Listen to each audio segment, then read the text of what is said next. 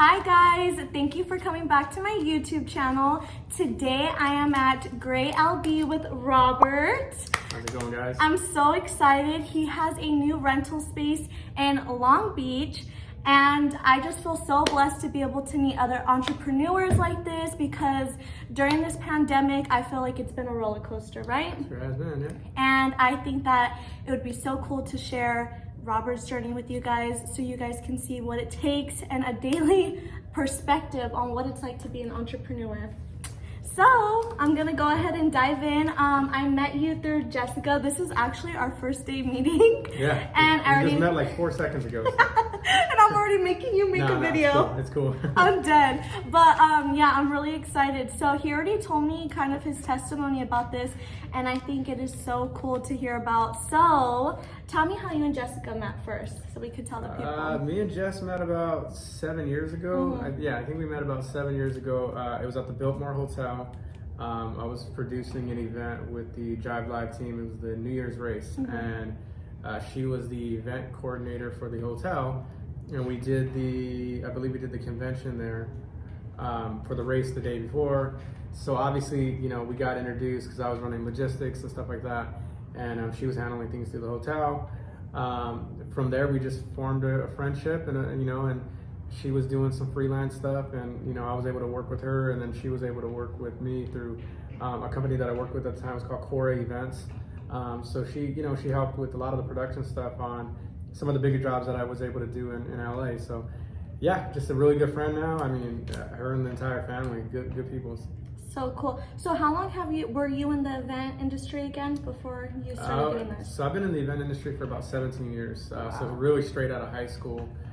Again, I tell people, I started by picking up trash at Olvera Street. I was a part of a cleaning crew that my buddy, he was a part of production company. He says, hey, we need some people to clean the streets. It was the Latin Grammy Street Festival at Olvera Street, and I was like, $150 back then. I'll do it for a couple hours. So I started there, but I was looking at everybody on the production team, and my vain mind at 18 was like, dude, those are the cool guys. Like, those guys got walkie-talkies and they got like earpieces, and they're like, people listen to them. You know what I mean? So I was intrigued and I was fascinated, and getting to see the conception of event from beginning to end, from street closure to street closure opening. It was just so fascinating. So that's kind of how I started in the event industry, really picking up trash and just working my way, I guess you could say, up that ladder. But it's not too far from me. I'll still pick up trash. That is crazy. Funny story. I know you worked hard. You don't even have to tell me, because I did Coachella one year. Oh. And I sold t-shirts, and I was so excited, right? I feel super blessed to have that opportunity to be able to do that, because I also got to go to concerts for free. Yeah. But I was on my feet for so long. I was like, God, is this a humbling experience? Yeah. Because I wore Vans and my feet were killing me. So I know you were on your feet like all day. It's a fun experience, but you're working. A lot of people say, oh, they get to see all these cool artists and get to hang out backstage. I'm like, yes and no, because backstage I'm working still. Like, you know what I mean? I'm in the trailer, trying to put out a fire and, certain things. So it does come with its perks. You get to listen to some dope music and get to be a part of cool brands and whatnot. But you're working. You're definitely working. So I remember everyone was so excited to see Ariana Grande last year. I was legit in a porta potty. Let me tell you, I went to the porta potty just so I could go sit down, because that's how bad my feet were hurting. And everyone's screaming, and I'm like, I'm gonna always remember this day. I'm gonna remember how hard I worked. Yeah, take that to the put that in the memory bank and share that with everybody. Started with the space back in February of 2020. It's me and my business partner, who actually his name is Bobby as well. So Bobby and Robert are kind of like the Robs. We've talked about it for a couple years now, and just trying to see what we can do to, form a partnership and start a business. And, the opportunity came, and, I was kind of on the tail end of, doing the live event space and traveling a lot. And so we moved on it in February, the middle of February.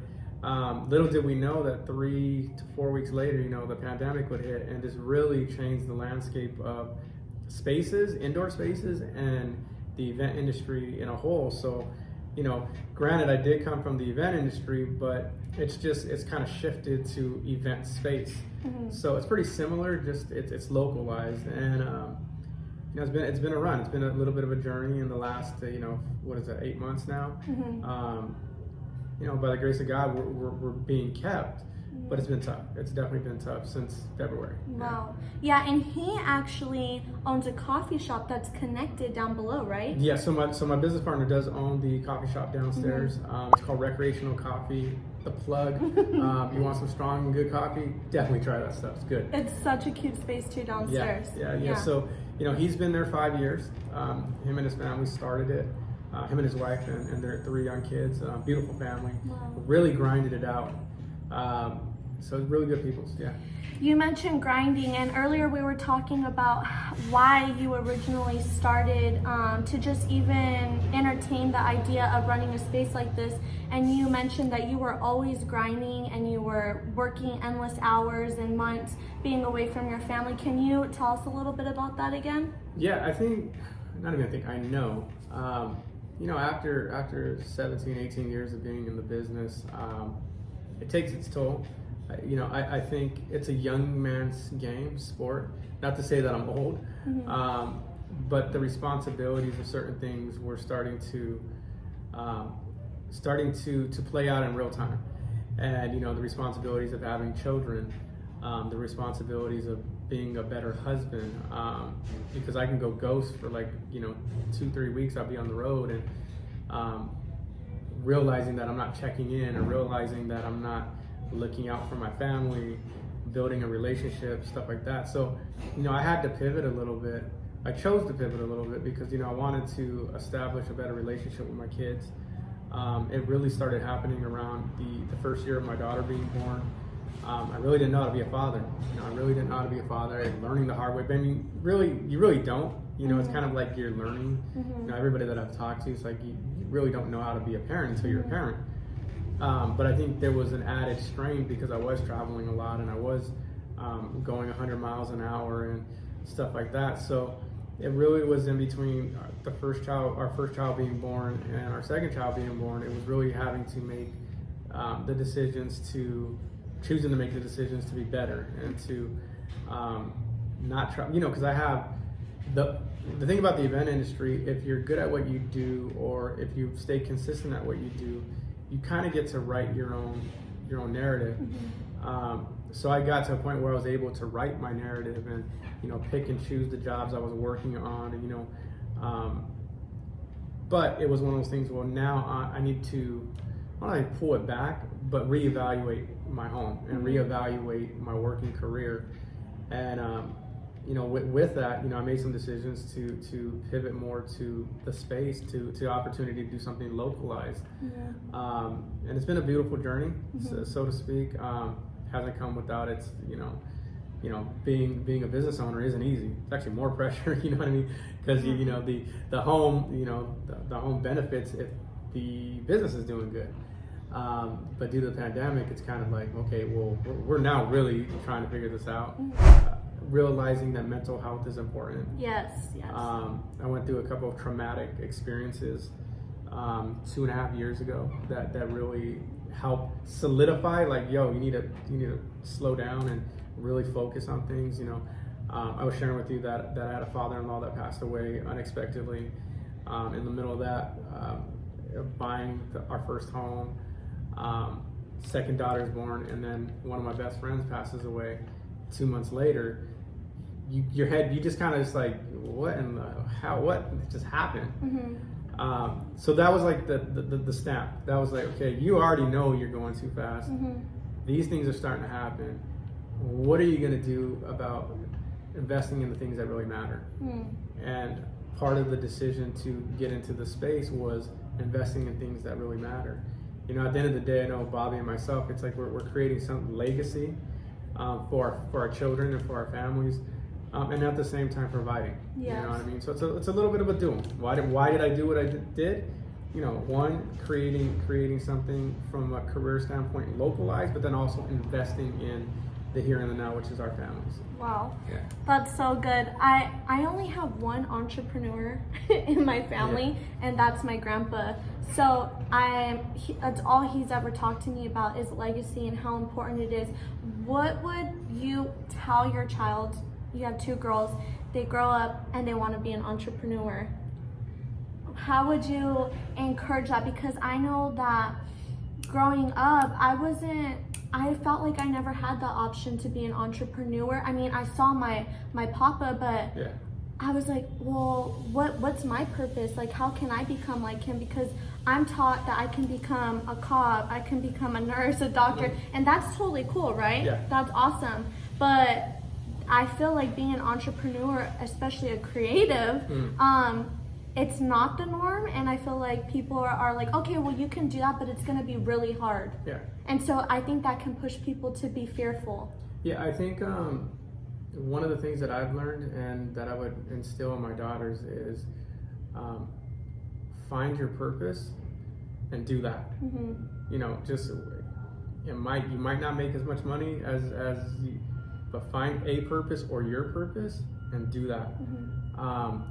And in doing that, do the hard things first, because not doing the hard things, it prolongs your growth. And I've learned that. Like, I've avoided doing hard things, and it just took longer to get to see results. And you know, it's a journey, so I don't ever feel like there's ever a true destination when it comes to entrepreneur, because you're always evolving. But do the hard things. Do the hard things. Do your purpose. There'll be hard times. There'll be hard times, and then the other thing, the one thing I will tell my daughters is don't let anybody or anything ever tell you that you can't do something. Yeah. You have a father, you have a heavenly father, and you have a earthly father that believes in you. And if you can't do something, you'll know pretty quickly. You know, like you'll know, like, yeah, this wasn't your purpose. You know, I mean, you were doing something that was so left field.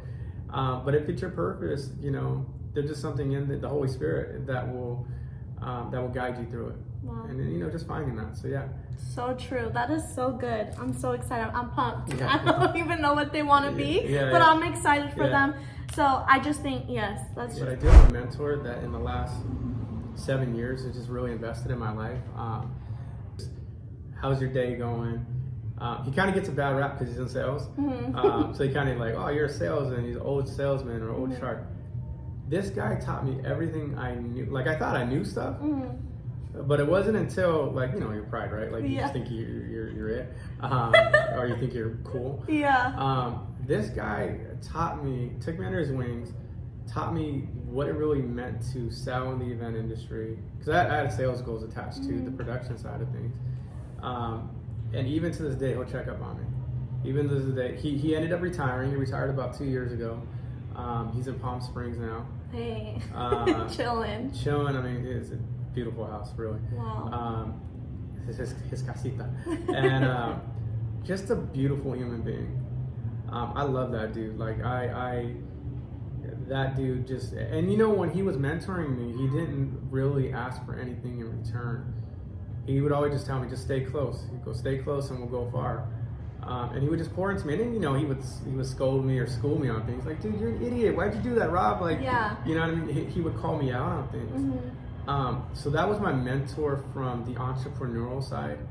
And then, you know, I have like people of influences along that journey, you know, that help influence that. You know, God forgive me, I'll probably forget names, but one of my other friends, his name is Robert as well, with Jive Live, and him and Julio started their business, and they were just an influence. Another, my old boss, president of Cora, Shannon Cowie, she told me, or she didn't tell me, she showed me how to have empathy in business. Wow. How to have empathy, but then she was like a numbers wizard. Like, she knew how to run an Excel spreadsheet like nobody's business. And then lastly, I think that the crews that I ran with, because I was a part of a production team and in sales, like, you would have crews that work and build out the job sites. And the men that were there, they were men. They were like building houses with their teeth and, you know, working harder than I did. And what they taught me is hard work. And I mean, you're gonna hear this name a lot, Cora Events, because I did spend a lot of time there.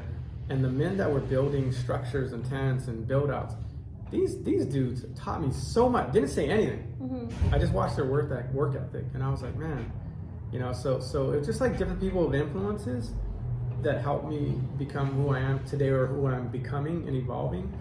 But one mentor was Howard, for sure. I want to hear about how you learned how to have empathy in the business world. I think it takes a lot of strength to have empathy, especially when you know maybe you weren't being treated right in that situation, or maybe it wasn't fair, or someone was too harsh.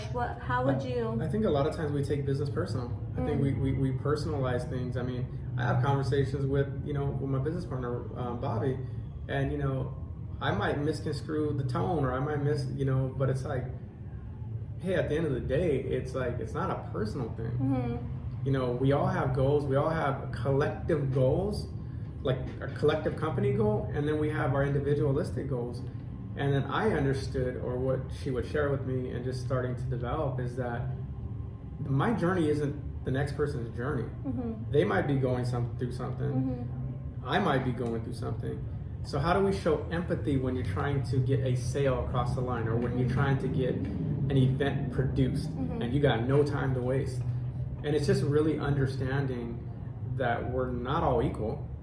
We all come from different walks of life. I was in the event business where you had some really older dudes that were been there 30, 40 years, and you had some young cats that were picking up trash. So it's two things. It's respecting a person's place in life, and then showing that there's still value. That the value system isn't, because you're the CEO of a company, doesn't mean your value is more than the person picking up trash. They're still humans. Exactly. They're still humans. So, to pinpoint a particular occurrence, I can't think right off the top, but it was just the tone of the narrative of like, everything is built and established on relationship and maintaining good ethics in that relationship. So yeah, she taught me a lot about that, for sure. That's so good. I think that's something that, so I'm a communications major, and I'm super into studying people's personalities. So like, I'm all into the personality test. One of my favorite ones is the Enneagram. I don't know if you've heard about it. Oh, I know about that. So how do you feel about the Enneagram? Because I'm passionate about it. This might sound like you're probably gonna end this whole interview. No, it's okay. I'm used to it. No, people. I'm down the middle. Okay. I'm down the middle about a lot of those tests. Just there's no like basis behind it. We're like, well, why are you down the middle? Well, I'm naturally a skeptic. But I took the test, and I'm a 3 with a 2 wing. Okay. And I'm a 2 with a 3 wing. Yeah, and it's pretty spot on. It's pretty spot on. So I'm like, dang, that stupid thing knows about me. That's everybody's response. So I'm naturally a skeptic when it comes to any type of test, but I think they are beneficial. And I think it's pretty spot on. Well, I mention it because I think that reading that test, or just like researching it, has allowed me to realize that I know I'm a very sensitive person, right? And I'm going into the entrepreneur field, so I have to change my mindset and not take everything so personal. And what I've realized is that not everything is about you. It's not. And you can't take everything personal. If you get frustrated because, say, I rent your space and I left your whole back whiteboard dirty, it's not like, okay, well, he hates me. No, it's about having respect, realizing that there's other people that are coming in after me. Not everything is about you. And I think that people will take that, run with that, and be like, oh, now I'm never gonna go rent his space no more because he hates me. You know what I mean? Yeah, and then, and tone is something, right? Like, so I've been called out for, I've had to swim with sharks for a little bit. So I've become a little bit of a shark and not even realize it. You know what I mean? So that's part of, giving yourself grace, but understanding that you can't talk to everybody a certain way, and then you can't receive it, because it might not, you can't receive it, but you got to look at it. Why is he getting upset? Is it no, it's not, for just clean up your stuff. Like, yeah, you know what exactly. I mean? It's scenarios, right? Like, so yeah, a lot of it's COVID related currently right now, because I think the event industry, event space are very identical. So I was starting to follow that blueprint and just transferring it over here. I think not that I didn't know it. Well, yeah, nobody really knew COVID was happening, right? It's just having to pivot and move very quickly. Because if I wait a couple of days, a couple of days of an empty space means a couple of days of lost revenue. So I think the speed in which we're pivoting to trying new things, adapting to COVID regulations has been very challenging. I mean, that's kind of like a generic response in the sense of like, well, I didn't know COVID was happening, so how do we adapt? So adaptation is probably, I knew we would have to adapt a little bit, but not to the extent we've had in the last 9 months. So I think adaptation was very hard for me. I'll just be honest with you. It was very hard for me because I don't say I know only one thing, but I know only one scope of that business and has different facets of it. But when that business completely gets shut down, event space, okay, what do you pivot to? Okay, that didn't work. What do you pivot? And we're talking real time. So now I think the adaptation piece in real time has been the most challenging.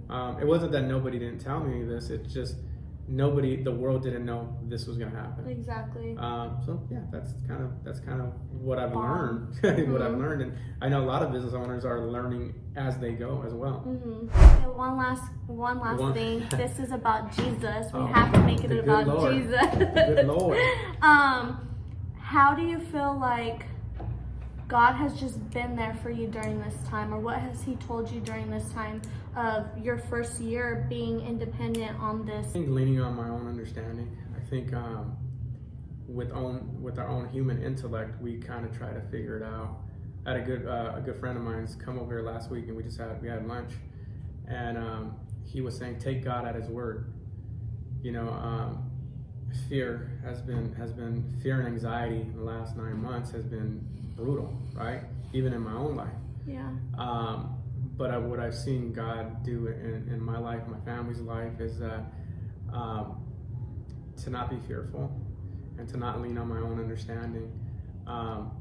As simple as that sounds, it's very difficult because if I'm, as an entrepreneur, if I'm not making money, well then I'll go sell something on the street. T-shirts, you want some T-shirts? I got the connect, or I'll flip this beer. I got all the different things that you can do.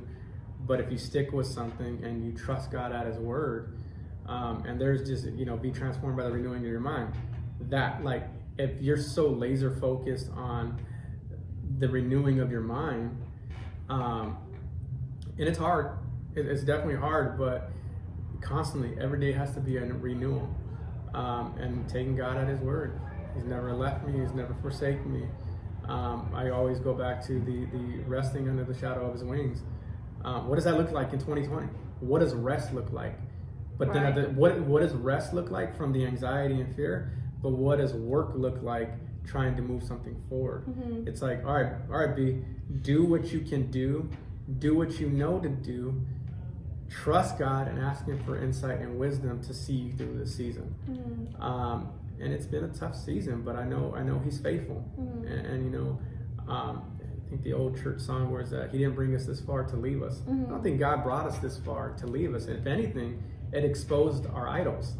If anything, yes. No, if anything, it exposed what we think matters. Wow. But what matters to God. And then, so that's just really what I've learned. And don't let fear and anxiety creep in, because the enemy uses that for sure. Oh yeah, the mind is a battlefield, and it's his there, right? Playground. It starts there, and hold on to the renewal of your mind. And I've done a terrible job sometimes. I mean, I've had some crappy days, like this week, and I'm like, that was, I'm just thinking, go down that rabbit hole. But what does God say in His word? Yeah. Take Him at His word. That was good. Yay! Blessing, guys. Thank you so much for allowing me to interview you. The first day I met you. No, thank you. Appreciate it. I think we're doing a photo shoot right now, right? Yes, we're going to go do a photo shoot for Jessica. Yeah. I'm super excited. I can't wait for you guys to see those pictures. I'm going to link down the event space and the peer space link, the Instagram, all that. Thank you so much.